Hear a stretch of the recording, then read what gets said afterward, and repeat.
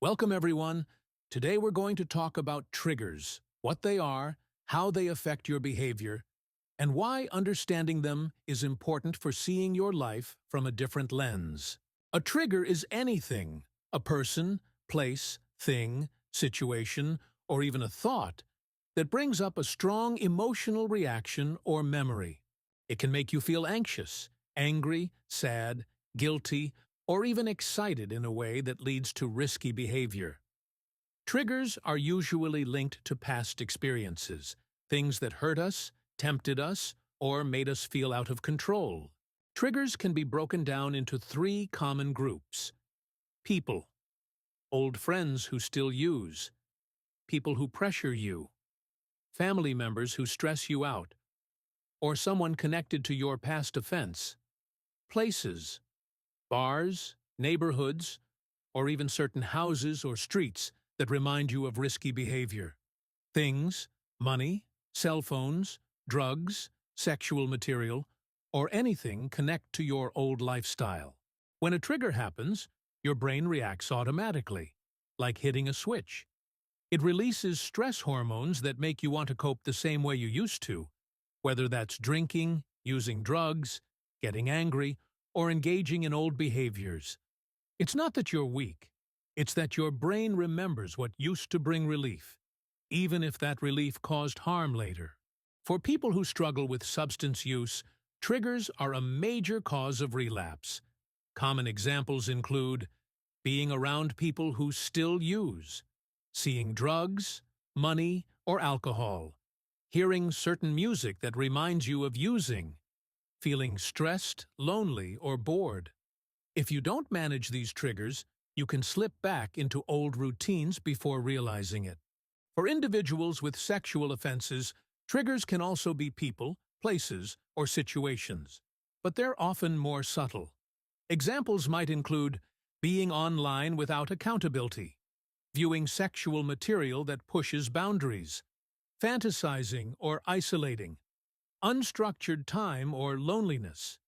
Being aware of these triggers isn't about judgment, it's about prevention. Understanding your specific triggers helps you avoid situations that could lead to reoffending or violating parole. Triggers can be intrusive, meaning they pop up suddenly and pull your mind back to old habits or trauma. If they're not managed, one small trigger can set off a chain reaction. Stress, poor decisions, risky behavior, leading right back to the same problems you worked hard to escape. That's how people end up reoffending or relapsing. It starts small, but grows fast. This is where you have power, between emotion and behavior. The trigger might bring up a feeling you can't control, but you always have a choice in what you do next. If you pause, breathe, and use your coping tools, you can stop the chain reaction before it leads to negative behavior or consequences. You can't always stop the trigger, but you can stop your reaction. It's important to remember, everyone's triggers are different. What sets you off might not affect the next person at all. That's why being honest with yourself and aware of your personal triggers is so important. When you understand them, you can plan ahead and build coping strategies that work for you. To manage your triggers, you first have to recognize them. Ask yourself, what situations make me feel tense or anxious? Who brings out the worst in me? Once you know your triggers, you can create a plan. Avoid high-risk situations. Reach out for support or talk to your therapist.